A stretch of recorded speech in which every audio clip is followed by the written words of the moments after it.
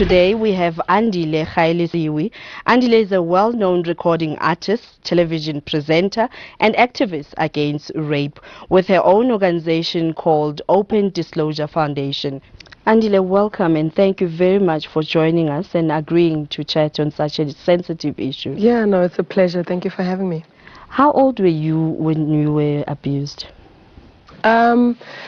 I've had 2 incidents of rape happen in my life. The first one I'm thinking, guesstimating around the ages 10, 11. I then discovered during that space, growing up, that okay, I actually had a father who I wasn't living with and wanted to go and visit. Had been introduced to him once before, and then went to go and visit, and that's when the first rape happened. Now, as you say, I mean, many perpetrators are known to the children who are abused. How does this erode the children's innocence? I mean, it does, because especially if it's incest and it's your father, it's a space and a person who is supposed to be your frame of reference. The first kind of understanding of what a man is supposed to be and how a man is supposed to treat you, and what perpetrators and our society in general don't realize is that when it happens from that space, from that time, your life has changed forever. You certainly had to do a whole lot of work in empowering yourself to be able to help others today. How can we then empower children against abuse? I think first things first, there are no off limits. Culturally, as black people, there are certain things that you don't discuss with children, sex being one of them. That time is over. We can't afford that. We don't have the luxury of not discussing these subjects with our children. So for me, first things first is explaining to that child what their private space is.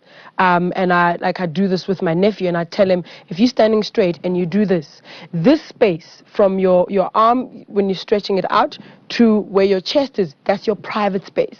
And nobody comes into this space.